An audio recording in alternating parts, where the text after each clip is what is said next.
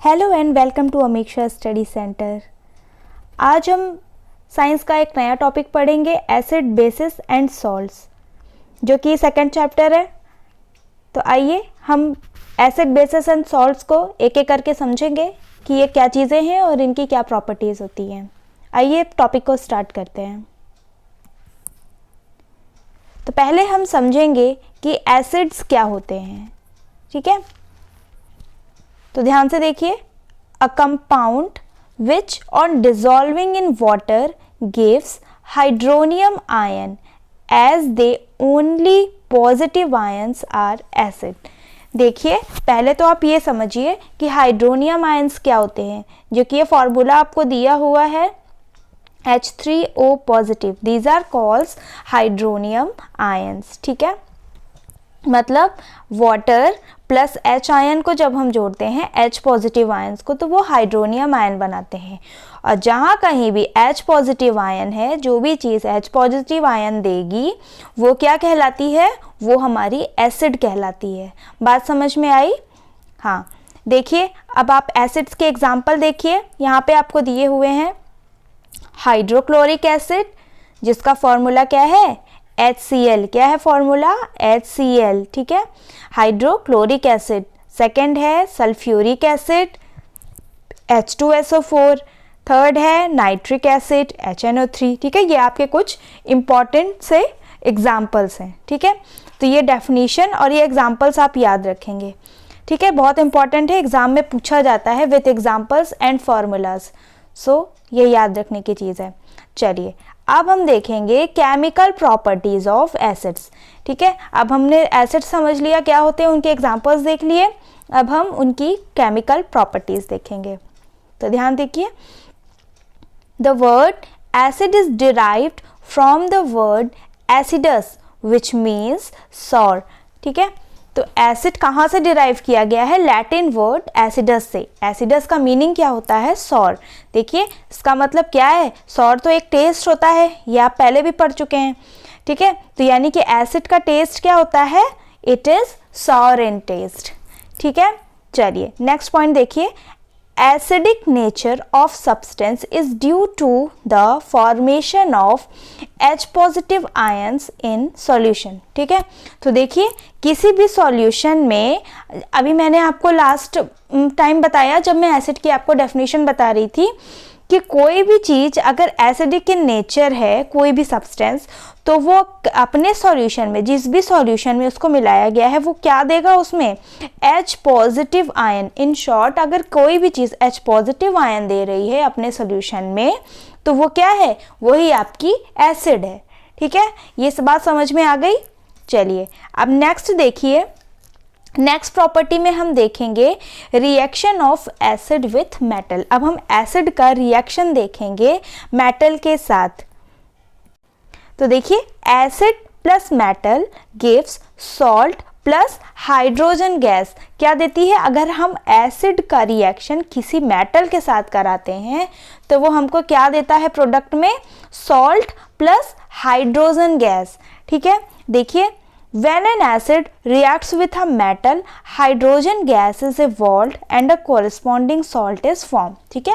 corresponding salt ही बनेगा, कोई भी इधर उधर का salt नहीं बन जाएगा, सिर्फ उस मेटल से और उस एसिड से जो सॉल्ट निकल कर आ रहा है वो वाला सॉल्ट बनेगा। देखिए जैसे कि यहाँ पे हमने एक एग्जांपल लिया हुआ है HCl। HCl क्या है? एक एसिड है, ठीक है, स्ट्रॉन्ग एसिड है। Mg क्या है? मैग्नीशियम, यानी कि ये क्या है? एक मेटल है, ठीक है। तो हम इस एसिड को और इस मेटल को जब हम कंबाइन कर रहे हैं तो ये क्या बना रहा है? MgCl2, ठीक है, मैग्नीशियम क्लोराइड। क्या बोलेंगे इस कंपाउंड को?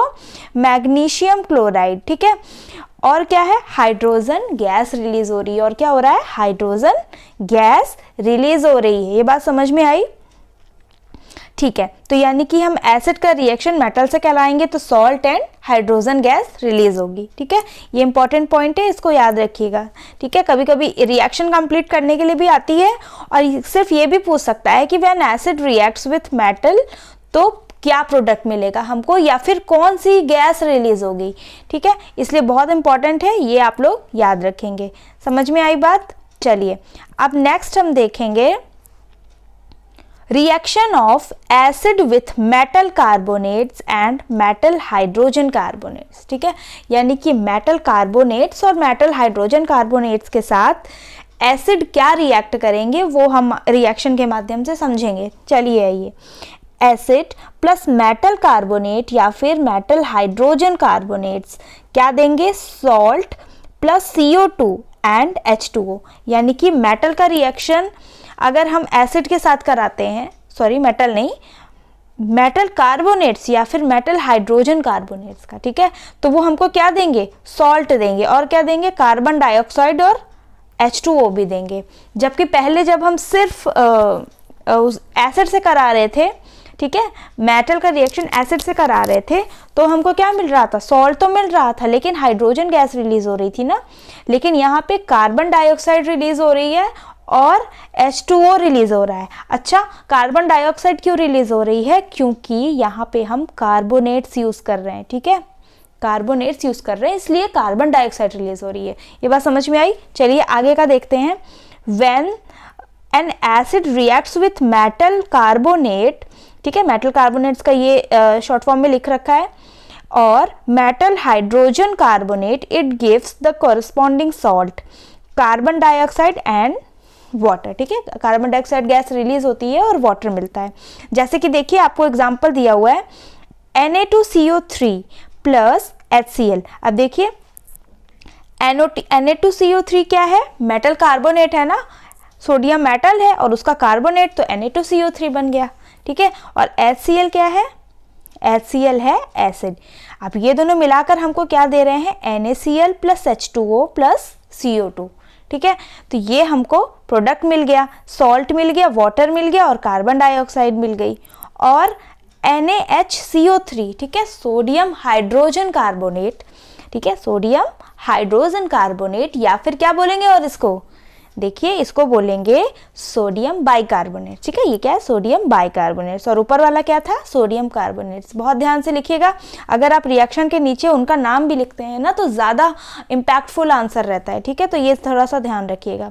और क्या है, HCl एसिड के साथ रिएक्ट करता है तो क्या प्रोडक्ट बनाएगा, NaCl, यानी कि salt plus water plus carbon dioxide, ठीक है, तो यानी कि या तो हमारा सोडियम कार्बोनेट या फिर सोडियम बाइकार्बोनेट कुछ भी रहेगा, तो H2O और कार्बन डाइऑक्साइड गैस रिलीज होगी including with the concern salt, ठीक है, सॉल्ट भी बनेगा, ठीक है। अब आप इक्वेशन बैलेंस कर लेंगे, बैलेंसिंग आपने लास्ट चैप्टर में समझ रखी है, समझ में आई बात। चलिए अब हम नेक्स्ट देखेंगे reaction of acid with base. अब हम रिएक्शन देखेंगे एसिड का किसके साथ, बेस के साथ। चलिए तो देखिए, acid plus base gives salt plus water. देखिए ये बहुत ही इंपॉर्टेंट रिएक्शन है कि एसिड का बेस के साथ क्या रिएक्शन होता है, एग्जाम पॉइंट ऑफ व्यू से बहुत इंपॉर्टेंट होने वाला है ये। तो एसिड प्लस बेस क्या देते हैं, salt plus water. Acid and base together react to produce salt and water. This reaction is called neutralization reaction, ठीक है, इस रिएक्शन को हम क्या कहते हैं, न्यूट्रलाइजेशन रिएक्शन कहते हैं, जिसमें कि एसिड और बेस रिएक्ट करते हैं और सॉल्ट बनाते हैं वाटर के साथ। देखिए जैसे कि यहाँ पे रिएक्ट कर रहे हैं KOH प्लस HCl, ठीक है। अब HCl यहाँ क्या है, एसिड है, और KOH क्या है, बेस है। तो ये दोनों मिलाकर क्या बना रहे हैं, KCl। KCl क्या है, सॉल्ट है, ठीक है, और वाटर, ये क्या है, H2O है, वाटर। तो यहाँ पे acid plus base salt plus water बना दिए। जैसे कि एक और कॉमन सा एग्जाम्पल होता है, जैसे अगर हमारा HCl है, ठीक है, अब HCl क्या है, एसिड, ये रिएक्ट करता है बेस के साथ। सपोज हम यहाँ पे बेस ले लेते हैं NaOH, ठीक है, बहुत ही ज़्यादा कॉमन सा एग्जाम्पल है, एग्जाम पॉइंट ऑफ व्यू से कंप्लीट द रिएक्शन भी आ सकता है। तो ये क्या बनाएगा, NaCl, जो कि है सॉल्ट, ठीक है, और H2O। तो ये रिएक्शन भी इम्पॉर्टेंट है, तो आप ये दोनों ही रिएक्शन न्यूट्रलाइजेशन रिएक्शन के एग्जाम्पल्स के तौर पे याद रख सकते हैं, ठीक है। चलिए नेक्स्ट अब देखिए, नेक्स्ट हम टॉपिक पे आते हैं, reaction of metallic oxides with acid. अब अभी तक तो हम मेटल का रिएक्शन देख रहे थे, अब हम मेटेलिक ऑक्साइड का रिएक्शन देखेंगे एसिड्स के साथ। चलिए तो देखिए, मेटल ऑक्साइड विथ एसिड क्या बनाते हैं, सॉल्ट प्लस वाटर। ये भी क्या बना रहे हैं, सॉल्ट प्लस वाटर बना रहे हैं, चलिए देखिए, acids react with metal oxide to produce salt and water. ठीक है, जैसा कि आपको पता भी है कि मेटल ऑक्साइड्स क्या होते हैं, मेटल ऑक्साइड्स क्या होते हैं, बेसिक इन नेचर होते हैं। ठीक है, इसको थोड़ा स्टार पॉइंट बना के आप लिख भी सकते हैं कि मेटल ऑक्साइड्स जो होते हैं वो बेसिक इन नेचर के होते हैं। तो आप उस तरीके से आप इसको याद भी रख सकते हैं कि एसिड के साथ बेस रिएक्ट कर रहा था तो सॉल्ट और वाटर बन रहा था, राइट। अब अगर एसिड के साथ मेटल ऑक्साइड रिएक्ट करेगा जो कि बेसिक नेचर का ही है, तो ये क्या बनाएगा, सॉल्ट एंड वाटर। समझ में आई? ठीक है, अब आपको याद रखने में थोड़ी सी आसानी हो जाएगी इसको। अब देखिए ये देखिए रिएक्शन देखिए, CuO plus HCl gives CuCl2 plus H2O। ठीक है, यहाँ पे HCl क्या है, एसिड है, और CuO क्या है, मेटेलिक ऑक्साइड है। तो अब ये दोनों रिएक्ट कर रहे हैं तो क्या बना रहे हैं, CuCl2। ठीक है, ये यहाँ से कॉपर आ गया और यहाँ से क्या आ गया, Cl आ गया। ठीक है, तो इन दोनों ने अपना कंपाउंड बना लिया। ठीक है, और यहाँ पे हाइड्रोजन बन रहा था और ऑक्सीजन बच रहा था, तो इसने क्या बना दिया, वाटर का फॉर्मेशन कर दिया। इतनी बात समझ में आई? चलिए अब नेक्स्ट हम देखेंगे कंडक्शन ऑफ इलेक्ट्रिसिटी। अब हम इलेक्ट्रिसिटी का कंडक्शन देख लेंगे। तो देखिए, acidic solution in water conduct electricity because they produce hydronium ion. देखिए, जैसे कि आपने चैप्टर की शुरुआत में ही मैंने आपको बताया था कि इनके पास क्या होते हैं, हाइड्रोनियम आयन होते हैं, या फिर आप ये भी बोल सकते हैं कि इनके पास क्या होते हैं, H+ आयन होते हैं। अब ये H+ आयन है, ठीक है, इन कोई भी आयन प्रेजेंट है या फिर फ्री इलेक्ट्रॉन प्रेजेंट है, समझ में आया, फ्री इलेक्ट्रॉन प्रेजेंट है तो वो रिस्पॉन्सिबल होता है इलेक्ट्रिसिटी रन करने के लिए। ठीक है, कंडक्टर्स में इलेक्ट्रिसिटी क्यों रन करती है, क्योंकि उनके पास फ्री इलेक्ट्रॉन्स होते हैं।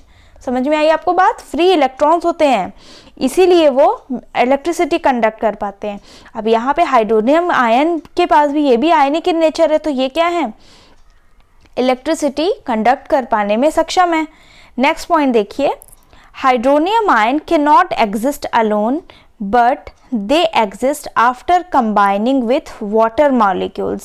Thus, hydrogen ions must always be shown as H+ or hydronium ion. ठीक है, तो ये जो हाइड्रोनियम आयन है ये क्या है, अकेले नहीं एग्जिस्ट कर सकते हैं। ठीक है, या तो ये अपने एक्वस सॉल्यूशन में एग्जिस्ट करेंगे। देखिए लिखा हुआ है ना H+AQ, यानी कि एक्व सॉल्यूशन, यानी कि हाइड्रोनियम आयन या तो अपने वाटर के साथ मौजूद होंगे या फिर इनको ऐसे भी हम लिख सकते हैं, यानी कि H3O+, क्योंकि ये हमेशा वाटर के साथ, ये अकेले एग्जिस्ट नहीं करेंगे। आई बात समझ में? देखिए जैसा कि ये भी फॉर्मूले में आपको बताया गया है, H+H2O, ठीक है, H+H2O गिव्स हाइड्रोनियम आयन। ठीक है, चलिए नेक्स्ट अब हम देखेंगे स्ट्रेंथ ऑफ एसिड। अब हम एसिड की स्ट्रेंथ देखेंगे कि स्ट्रॉन्ग है या वीक है। ठीक है, ये सारी चीज़ें। तो देखिए, we can test the strength of an acid by using a scale called pH scale. देखिए, एक हम स्केल का यूज़ करते हैं, ठीक है, जिसको हम क्या बोल रहे हैं, pH स्केल। अभी आप pH स्केल के बारे में थोड़ा सा पढ़ेंगे, लेकिन अभी के लिए आप ये समझिए कि एसिड की हम स्ट्रेंथ कैसे मेजर करते हैं, pH स्केल से, which gives the measure of hydrogen ion concentration in solution. pH value of acids is less than 7. ठीक है, देखिए pH जो स्केल होता है उसमें एसिड्स की वैल्यू कहाँ होती है, 7 से कम वाले एरिया में एसिड की जो है, एसिड की pH स्केल में उसकी वही काउंटिंग होती है। ठीक है, तो यानी कि जितना भी कम होगा, कम वैल्यू होगी pH स्केल पे, उतनी एसिड क्या होगी, स्ट्रॉन्ग होगी। ठीक है, चलिए अब आगे देखिए, बेसिस के बारे में अब हम देखेंगे। A compound which on dissolving in water gives hydroxide ion as they only negative ions in base, or simply we can say that a base is a compound which react with an acid gives salt and water only. ठीक है, देखिए पहली बात तो ये कि acid में हम बेस रिएक्ट करते हैं तो हमको क्या मिलता है, सॉल्ट प्लस वाटर मिलता है। ठीक है, ये तो आपने न्यूट्रलाइजेशन रिएक्शन है, ये आपने अभी एग्जाम्पल में देख लिया था। और ये जो बात कह रहे हैं, जैसे कि हमको एसिड जो है अपने एक्वस सॉल्यूशन में क्या दे रहा था, H+ आयन दे रहा था ना। ऑन द अदर हैंड जो बेसिस होते हैं अपने एक्वस सॉल्यूशन में क्या देते हैं, वो हाइड्रोक्साइड आयन देते हैं, यानी कि OH- आयन्स देते हैं। ठीक है, चलिए अब ये देखिए, bases are bitter to taste, और एसिड्स कैसे थे बताइए, एसिड्स कैसे थे, एसिड्स वर सावर इन टेस्ट। ठीक है, सावर थे अपने टेस्ट में। They are soapy and slippery to touch, on touching them they felt soapy and slippery. ठीक है, थोड़ा सा स्लिपरी सा और सोपी सा फील होता है। The presence of basic property in basis is determined by the concentration of OH ions in the water. ठीक है, अब देखिए प्रॉपर्टी बेसिस की कैसे पता चलेगी कि इसमें बेसिक प्रॉपर्टी है, तो OH आयंस की प्रेजेंस अगर होगी तो वो शो करेगी कि ये जो है कंपाउंड क्या है, बेस है, या फिर इस कंपाउंड में बेस जो है मिला हुआ है। ठीक है, चलिए अब हम बेस का देखेंगे। वाटर में जब हम मिलाएंगे, वाटर के साथ रिएक्ट कराएंगे तो क्या होगा, base generate hydroxide ion in water.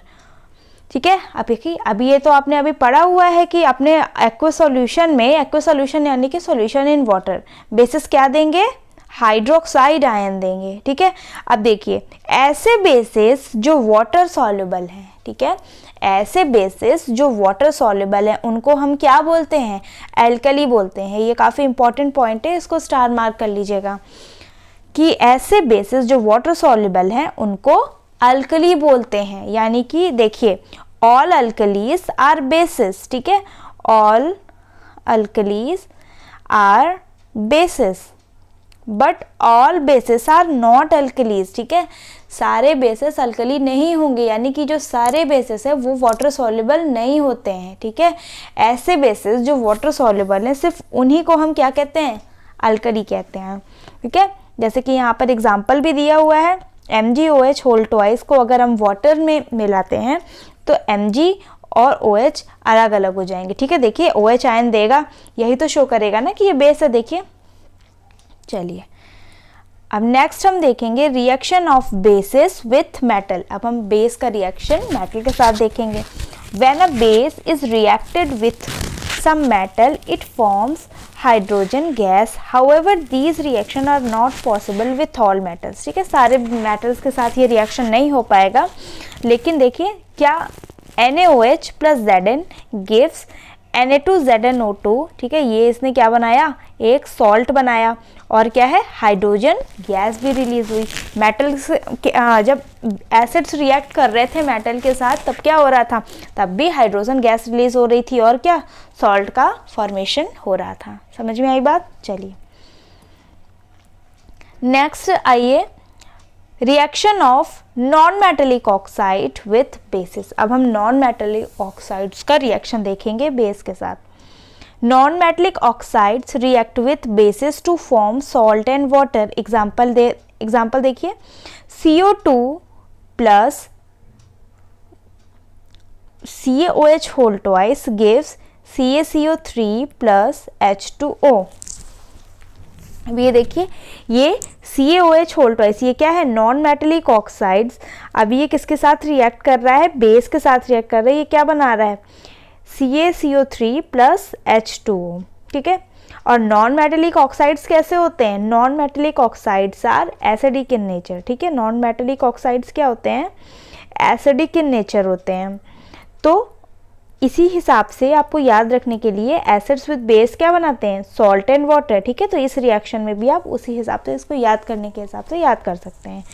ठीक है, अब देखिए conduction of electricity, basis in water also conduct electricity as the acids do. All bases also dissociate into hydroxide ion in water, thus conducts electricity. The process of dissolving a base in water is highly exothermic one. देखिए exothermic मतलब क्या होता है, जिसमें कि heat जो है release होती है। ठीक है, हीट रिलीज होती है, उन रिएक्शंस को हम क्या कहते हैं, एक्सोथर्मिक। ये आपने लास्ट चैप्टर में पढ़ रखा है। ठीक है, तो बेसिस किस में डिसोसिएट होते हैं, हाइड्रोक्साइड आयन में। अब उनके पास भी आयन है। ठीक है, तो ये भी क्या करते हैं, इलेक्ट्रिसिटी कंडक्ट करते हैं अपने एक्वस सॉल्यूशन में। समझ में आई बात। अब देखिए, अभी तक आपने पीएच स्केल के बारे में पढ़ा, अब आप पढ़ेंगे कि पीएच स्केल के क्या होता है और वो कैसे उसमें मेजरमेंट होता है। आइए, pH scale is a scale for measuring hydrogen ion concentration in the solution. The P stands for potence in German, meaning power. ठीक है, देखिए अब यहाँ पे हम क्या मेज़र कर रहे हैं pH स्केल में, concentration of hydrogen ion, hydrogen ion का कंसंट्रेशन हम मेज़र करते हैं। ठीक है, जिसमें कि पी मतलब होता है पोटेंस जर्मन पे, जिसका मीनिंग क्या होता है, पावर, यानी फिर हम यहाँ पे देख रहे हैं पावर ऑफ हाइड्रोजन आयन, है ना। तो यहाँ पे देखिए, the pH scale is marked from numbers 0 to 14. We should think pH simply as a number which indicates the acidic or basic nature of the solution. अब देखिए, pH स्केल एक ऐसा स्केल है जहाँ पे 0 से लेके 14 तक मार्किंग होती है। ठीक है, यानी कि सारी चीज़ें 0 से लेके 14 के अंदर ही आएंगी, तभी उनको पता चलेगा कि वो एसिडिक है या फिर बेसिक नेचर है। ठीक है, यही आपको स्केल है, इसी में सारी चीज़ें आपको मार्क करनी होती हैं। The pH arrives from 0 to 7। ठीक है, अब देखिए, जो एसिड होते हैं वो 0 से 7 के बीच होते हैं। जो स्केल है, ठीक है, अगर ये यहाँ पे आपका 7 है, ये 14 है, 14 से होता है 0 से लेके 14 तक, तो जो 0 से 7 के बीच में है वो क्या है, एसिड हैं। एंड 14 और यहाँ पे क्या है, यहाँ पे सारे बेसिस हैं। तो देखिए, जैसे ही हम 14 के साइड बढ़ेंगे तो यहाँ के क्या है, बेसिसिटी बढ़ेगी, और जैसे ही हम 0 के साइड यहाँ बढ़ेंगे तो क्या बढ़ेगी, एसिडिटी बढ़ेगी। ठीक है, तो यानी जितना भी 0 के करीब रहेगा उतनी ही स्ट्रॉन्ग एसिड रहेगी, और जितना ही 14 के करीब रहेगा उतना क्या होगा, उतना स्ट्रॉन्ग बेस होगा। समझ में आई बात। चलिए, higher value of hydronium ion concentration lower will be scale value. ठीक है, यानी कि हायर, जो जितनी भी हायर वैल्यू रहेगी कंसंट्रेशन ऑफ हाइड्रोजन आयन की, उतनी ही लोअर वैल्यू रहेगी पीएच वैल्यू। समझ में आई बात। चलिए, अब ये देखिए, आपको यहाँ पे एक पीएच स्केल के लिए एक डायग्राम के माध्यम से समझाने की कोशिश की गई है। ये देखिए, पीएच स्केल है, यहाँ पे 1 से लेके 14 तक मार्किंग की गई है। ठीक है, बीच में 7 है। देखिए, यहाँ पे लिखा हुआ है न्यूट्रल, यानी कि यहाँ पे न्यूट्रल। अब 7 किसका होता है, वाटर का। ठीक है, जो प्योर वाटर होगा उसका जो पीएच स्केल में आएगा वो कितना होगा, 7। अब 7 से अगर हम यहाँ पे जाते हैं, राइट हैंड साइड जाते हैं, तो हमारी बेसिसिटी इंक्रीज होगी। ठीक है, जैसे यहाँ देखिए लिखा हुआ स्लाइटली अल्कलाइन, वेरी अल्कलाइन, या फिर वेरी स्ट्रॉन्ग बेस। ठीक है, और जैसे ही हम यहाँ पे जाते हैं तो यहाँ पे की जो शुरुआती रहते हैं, यहाँ तो थोड़े से वीक एसिड है, लेकिन जैसे ही 0 के करीब होता है तो यहाँ क्या है, बहुत ही strong acid, very acidic in nature. समझ में आई बात। अब देखिए, एसिड को रेड से डिनोट किया गया है, जबकि बेसिक को ब्लू से। ठीक है, चलिए नेक्स्ट अब आप देखिए, ये कुछ है पीएच स्केल, यहाँ पे 7 है। ठीक है, ये न्यूट्रल है। जैसे ही आप 0 के करीब जाएंगे तो यहाँ पे क्या होगा, एसिडिटी इंक्रीज होगी, और जैसे ही आप 14 के करीब जाएंगे ये क्या होगा, बेसिसिटी इंक्रीज होगी। अब देखिए, आप एक एक करके थोड़ा सा इस पे ध्यान से देखिए, ये आप नोट भी कर सकते हैं, ये एग्जाम पॉइंट ऑफ व्यू से थोड़ा इंपॉर्टेंट है। देखिए, अब देखिए, सल्फ्यूरिक एसिड सबसे ऊपर दिया है, यानी कि ये 0 के करीब है इसका। ठीक है, 0 के करीब इसका पीएच स्केल में है, तो ये क्या है, काफ़ी स्ट्रॉन्ग एसिड है। और देखिए, स्टमक एसिड भी क्या है, थोड़ा सा HCl होता है स्टमक में, तो ये भी क्या है, 0 और 1 के पास ही है। ठीक है, ये भी स्ट्रॉन्ग एसिड है। और फिर देखिए, लेमन जूस भी यहाँ पर आ रहा है। ठीक है, यानी कि इसकी भी मार्किंग ऑलमोस्ट 2 है। ठीक है, पीएच स्केल पे, यानी कि जो हमारे जो स्टमक पे एसिड प्रेजेंट है वो एसिड से भी ज़्यादा, वो लेमन जूस से भी ज़्यादा सावर इन टेस्ट है। ठीक है, इसको ध्यान रखिए। और देखिए, फिर यहाँ पर आ रहा है विनेगर। ठीक है, विनेगर आ रहा है, जो कि कार्बोनेटेड बेवरेज में भी एसिडिक प्रॉपर्टी होती है, याद रखिएगा। टोमेटोज, ठीक है, टोमेटोज में भी क्या है, टोमेटोज में भी एसिडिक प्रॉपर्टी है। कॉफ़ी, प्योर रेन, ठीक है, प्योर रेन भी, एसिड रेन जो होती है वो तो एसिडिक होती है, लेकिन प्योर रेन भी क्या होती है, ऑन अ एसिडिक साइड ही होती है। ठीक है। अब अगर आप यहाँ पे बेसिक साइड पे आए तो देखिए बेसिक साइड में क्या क्या आएगा, सी वाटर, बेकिंग सोडा, ठीक है, milk of magnesia, house hold ammonia, house hold bleach और लाई यानी कि NaOH, ठीक है। ये सारी चीज़ें क्या हैं, ऑन द बेसिक साइड आ जाएंगी। समझ में आ गई बात। चलिए अब हम देखेंगे importance of pH in daily life. अब हम डेली लाइफ से संबंधित, पीएच से संबंधित कुछ चीज़ों को पॉइंट बाय पॉइंट पढ़ेंगे। pH sensitivity of plants and animals. Plants and animals are sensitive to pH. Crucial life processes such as digestion of food, functions of enzyme and hormones happens at a certain pH value. ठीक है, जैसे देखिए आपने अभी देखा कि stomach के अंदर एसिड प्रेजेंट रहती है। कौन सी एसिड प्रेजेंट रहती है हमारे स्टमक के अंदर, HCl प्रेजेंट रहती है। ठीक है, अब ये देखिए, अब एसिड है, बहुत ज़्यादा एसिडिक हो जाएगा तो भी एसिडिटी हो जाती है, यानी कि हमारी बॉडी को, डाइजेस्टिव एंजाइम्स को एक पर्टिकुलर पीएच में ही काम करने के लिए वो अलाउड है। ठीक है, अगर पीएच हमारा ऊपर नीचे होता है तो बॉडी में कुछ सेंसिटिविटी या फिर प्रॉब्लम आ सकती है। तो हमारी बॉडी के लिए या फिर एनिमल्स की या फिर प्लांट्स में भी पर्टिकुलर पीएच वैल्यू पे काम करने के लिए होते हैं। तो ऐसे में पीएच का बैलेंस रहना ज़रूरी रहता है। ठीक है, pH of soil, the pH of soil optimal for the growth of the crops is 6.5 to 7। ठीक है, यानी कि जो प्लांट की ग्रोथ के लिए सॉइल का पीएच होना चाहिए वो कितना होना चाहिए, 6.5 to 7, यानी कि न्यूट्रल से थोड़ा सा एसिडिक साइड ही होना चाहिए, बेसिक साइड नहीं जाना चाहिए, न्यूट्रल से थोड़ा सा एसिडिक, यानी कि 6.5 से 7 के बीच में होता है तो अच्छी ग्रोथ होती है क्रॉप की। ठीक है, चलिए नेक्स्ट पॉइंट देखिए, pH in the digestive system. अब ये ह्यूमन डाइजेस्टिव सिस्टम की बात हो रही है। The process of digestion happens at a specific pH in our stomach is 1.5 to 4, यानी कि हमारे स्टमक का पीएच कितना होना चाहिए, 1.5 to 4 के लिए, 4 के बीच में। ठीक है, चलिए, the pH of the interaction of enzyme while food is being digested is influenced by HCl in our stomach। ठीक है, हमारे HCl जितना भी प्रेजेंट है स्टमक में उसी से सारे एंजाइम्स क्या होते हैं, इन्फ्लुएंस होते हैं और फूड जो है डाइजेस्ट होता है। ठीक है, पीएच इन टूथ डीके। अब टूथ डीके में भी पीएच से संबंध होता है। Tooth decay happens when the teeth are exposed to an acid environment of pH 5.5 and below।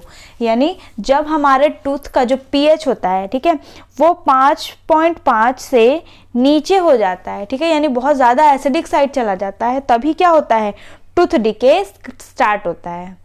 समझ में आई बात। इसीलिए टूथपेस्ट जो होते हैं उसमें क्या रहता है, वो बेसिक प्रॉपर्टी के होते हैं। ठीक है, तो अगर आपकी टूथ में मतलब अगर कुछ भी प्रॉब्लम आ रही है तो वो बेसिक एसिड और बेस रिएक्ट करते हैं, सॉल्ट बना देते हैं, ये तो आपने अभी पढ़ा ही है।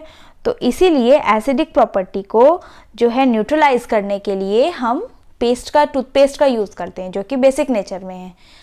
कनेक्ट कर पा रहे हैं ना आप लोग। चलिए अब नेक्स्ट देखिए, सॉल्ट्स के बारे में अब हम पढ़ेंगे। When an acid reacts with a base then neutralizes to form salt and water। ठीक है, ये तो अभी आपने पढ़ा ही है, neutralization reaction, this is called neutralization reaction. The H ion of acid and OH ions of the base combine to form water। ठीक है, अब देखिए H ions और OH ions जो होते हैं बेसिस के, वो कंबाइन करके क्या बनाते हैं, वाटर बनाते हैं। Salt is the combination of anion of acid and cation of base, जैसे कि KCl, NaNO3, CaSO4। ठीक है, ये सारे ये कुछ आपको सॉल्ट्स के एग्जाम्पल दिए हुए हैं। मतलब कि हमको एसिड से क्या लेना होता है, एसिड से हमको एनायन लेना होता है और बेसिस का हम क्या लेते हैं, कैटायन लेते हैं, जिससे कि क्या होता है, सॉल्ट का फॉर्मेशन होता है।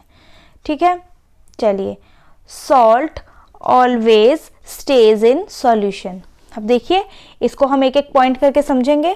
Salt become solid when water is removed from it, some salt are insoluble. ठीक है, अब देखिए सॉल्ट जो है, जैसे आप देखिए पानी में आप सॉल्ट घोलेंगे, लेकिन अगर आप पानी को वेपरेट कर दें तो जो सॉल्ट जो है अपने क्रिस्टल फॉर्म में आ जाएगा।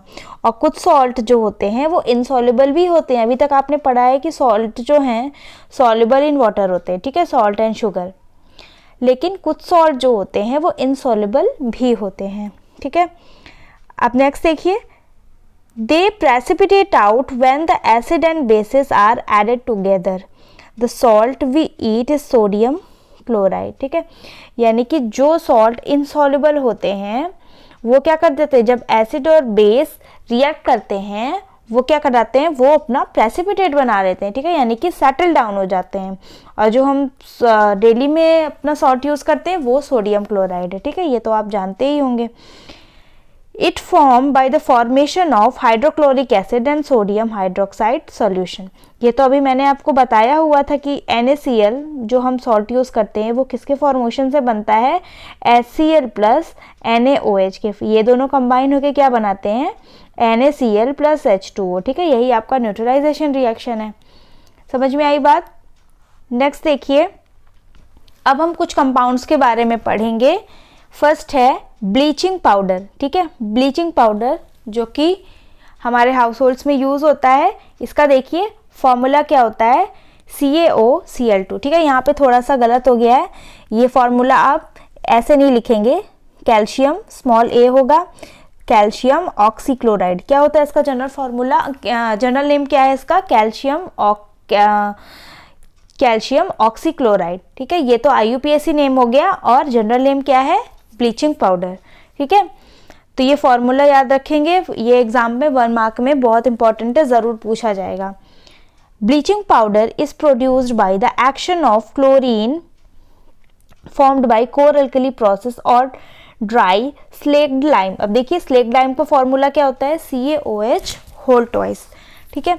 अब देखिए स्लेक्ड लाइम का रिएक्शन होगा क्लोरीन के साथ, तो ये क्या बनाएगा, कैल्शियम ऑक्सीक्लोराइड यानी कि ब्लीचिंग पाउडर, और क्या है, वाटर, ठीक है। अब आप देखिए यूजेस देख लीजिए ब्लीचिंग पाउडर के। To bleach cotton and linen in the textile industry, many chemical industry use it as oxidizing agent to make drinking water free of germs inside. अब देखिए बहुत सारे यूजेस लिखे हुए हैं। To bleach cotton and linen in the textile industry. अब देखिए कपड़ों को ब्लीच करने के लिए, ठीक है, ब्लीच करने का काम होता है कॉटन के, लिनन के कपड़े, ठीक है, जो होते हैं उनको ब्लीच करने के काम में आता है ये ब्लीचिंग पाउडर। नेक्स्ट है many chemical industries use it as a oxidizing agent. Oxidizing agent की, जहाँ पे हमको किसी चीज़ को ऑक्सीडाइज करना है वहाँ पे एज अ ऑक्सीडाइजिंग एजेंट भी ब्लीचिंग पाउडर को यूज़ किया जाएगा। और देखिए to make drinking water free of germs by disinfecting it. अब देखिए पानी में कई बार आपने सुना होगा कि ब्लीचिंग पाउडर ब्लीच किया जा रहा है, ठीक है, ब्लीच डाला जा रहा है, तो वो क्या है, जर्म्स को मारने के लिए, वाटर को डिसइंफेक्ट करने के लिए ब्लीचिंग पाउडर उसमें मिलाया जाता है। समझ में आ गई इतनी बात। चलिए अब हम नेक्स्ट कंपाउंड देखेंगे, बेकिंग सोडा, ठीक है। बेकिंग सोडा का देखिए क्या फॉर्मूला है, NaOH NaHCO3 यानी कि सोडियम बाइकार्बोनेट। क्या है इसका नाम, सोडियम बाइकार्बोनेट, जिसका कॉमन नेम है बेकिंग सोडा। क्या है इसका नाम, बेकिंग सोडा, ठीक है, याद रखेंगे इसको, इंपॉर्टेंट है। When the common salt is treated with ammonia in the presence of water and carbon dioxide, then baking soda is formed, ठीक है। बेकिंग सोडा का फॉर्मेशन कैसे होता है, जबकि हम कॉमन सॉल्ट यानी कि NaCl का रिएक्शन करेंगे वाटर प्लस अमोनिया के साथ, ठीक है, in the presence of carbon dioxide, ठीक है, कार्बन डाइऑक्साइड भी प्रेजेंट रहनी चाहिए। तो ये क्या बनाएगा, ammonia and sodium hydrogen carbonate या फिर सोडियम बाइकार्बोनेट, ठीक है। तो ये अमोनिया भी बनेगा along with the sodium bicarbonate, जिसको कि हम बेकिंग सोडा कहते हैं। अब देखिए इसके हम कुछ यूजेस देख लेते हैं। It is used for making baking powder, ठीक है। अब देखिए बेकिंग सोडा अलग होता है, बेकिंग पाउडर अलग होता है, ठीक है। अब देखिए बेकिंग सोडा जो होता है उसमें अगर हम एडिबल एसिड मिला देते हैं कोई भी, तो क्या बनता है, वो बेकिंग पाउडर बन जाता है, ठीक है। अब देखिए baking soda is also used for making antacids. जो हम एंटासिड्स लेते हैं जब हमको एसिडिटी होती है, हम कुछ दवाइयाँ लेते हैं, तो वो भी बनाने के लिए क्या काम आता है, बेकिंग सोडा। जैसे कि हम क्या पीते हैं, इनो पीते हैं, जब हमारे पेट में प्रॉब्लम होती है, एसिडिटी हो जाती है, तो हम इनो पीते हैं, that is baking soda, that is antacids, ठीक है। Soda acid fire extinguisher also used as main ingredients, यानी कि ये फायर एक्सटिंग्विशर के रूप में भी यूज हो सकता है। आई बात समझ में? चलिए अब नेक्स्ट कंपाउंड हम देखेंगे वॉशिंग सोडा, ठीक है। वॉशिंग सोडा का क्या फॉर्मूला है, Na2, देखिए ए जो है छोटा, ये थोड़ा सा रॉन्ग हो गया है, इस पे आप नहीं ध्यान देंगे, Na2CO3, ठीक है, डॉट 10H2O, ठीक है। ये फॉर्मूला होता है किसका, वॉशिंग सोडा का, यानी कि सोडियम कार्बोनेट डेकाहाइड्रेट, क्या बोलेंगे इसको, sodium carbonate decahydrate. When we heat baking soda it forms sodium carbonate. When it combines with excess of water, then washing soda is obtained. ठीक है, देखिए अब हम सोडियम बाइकार्बोनेट को हीट कर देते हैं, ठीक है, हीट कर देंगे तो हमारा क्या है, यहाँ पे हाइड्रोजन अलग हो जाएगी, ठीक है, यानी कि ये वाटर और कार्बन डाइऑक्साइड अलग हो जाएंगे और हमको क्या है, सोडियम कार्बोनेट मिल जाएगा। अब हम सोडियम कार्बोनेट को वाटर के साथ ट्रीट करेंगे तो हमको क्या मिल जाएगा, सोडियम कार्बोनेट डेकाहाइड्रेट, जो कि हमारा वॉशिंग सोडा है। समझ में आई बात? चलिए अब इसके यूजेस देखिए। Washing soda has many uses in glass paper and soap industries, यानी कि ग्लास पेपर और सोप इंडस्ट्रीज में भी वॉशिंग सोडा का फॉर्मूला जो है यूज़ होता है। It used in manufacture of borax and many other sodium compounds. When we use it as cleaning agents for domestic purpose। अब इसको डोमेस्टिक पर्पस में क्लीनिंग पर्पस से भी यूज़ किया जाता है, ठीक है। Washing soda is used for removal permanent hardness of water, यानी कि वाटर की जो परमानेंट हार्डनेस, देखिए जब हम पानी में जो है वॉशिंग सोडा डालते हैं, ठीक है, डिटर्जेंट डालते हैं, that is washing soda only, तो हम उसको क्यों डालते हैं, वाटर की हार्डनेस को दूर करने के लिए, ठीक है। चलिए अब नेक्स्ट कंपाउंड हम देखेंगे प्लास्टर ऑफ पेरिस, ठीक है। प्लास्टर ऑफ पेरिस का देखिए क्या फॉर्मूला होता है, CaSO4 1/2 half H2O, ठीक है। देखिए इसको ऐसे लिखेंगे CaSO4 half H2O, ठीक है, यानी कि हाफ H2O लगा हुआ है, ठीक है, फुल नहीं है, यहाँ पे 1/2 लगाना है। When we heat gypsum at 373 Kelvin, it loses water molecules and becomes calcium sulfate hemihydrate. क्या है इसका फॉर्मूला, कैल्शियम सल्फेट हेमीहाइड्रेट, ठीक है, जो हाफ H2O लगा है उसको हम हेमीहाइड्रेट बोल रहे हैं। तो जब हम जिप्सम को ट्रीट करते हैं, ठीक है, हीट करते हैं उसको 373 केल्विन पे, तो वो क्या है, अपने मॉलिक्यूल, वाटर मॉलिक्यूल जो है लूज कर देता है और हेमीहाइड्रेट बना देता है। अब देखिए जिप्सम का फॉर्मूला क्या है, इसको थोड़ा याद रखिएगा, ये भी एग्जाम पॉइंट ऑफ व्यू से बहुत इंपॉर्टेंट है, CaSO4.2H2O, ठीक है, 2H2O। ये जब हम हीट करते हैं इसको 100 डिग्री सेल्सियस या फिर 373 केल्विन पे, तो ये हेमीहाइड्रेट बना लेता है, जो कि प्लास्टर ऑफ पेरिस बन जाता है, राइट। अब देखिए यूजेस देखिए प्लास्टर ऑफ पेरिस के। Doctors mainly use it for supporting fractured bone in the right position, ठीक है। देखिए जो हमको कहते हैं ना कि कभी प्लास्टर हो जाता है तो हमको प्लास्टर बंधा हुआ है, that is plaster of Paris, ठीक है। तो उसको बोन को सपोर्ट करने के लिए वो प्लास्टर ऑफ पेरिस यूज किया जाता है। It is white powder but on mixing with water it changes to hard solid mass, that is gypsum again, ठीक है। जब हम इसको वाटर के साथ ट्रीट करते हैं प्लास्टर ऑफ पेरिस को, और फिर ये सूखने के बाद क्या हो जाता है, ये बहुत हार्ड हो जाता है, जो कि क्या है, फिर से क्या बन जाता है, जिप्सम बन जाता है, ठीक है। यानी कि जब वो पाउडर फॉर्म में है, लूज है, तब वो प्लास्टर ऑफ पेरिस है, और जब वो फिर से हार्ड हो जा रहा है तो वो फिर से क्या बन जा रहा है, जिप्सम बन जा रहा है। समझ में आई बात?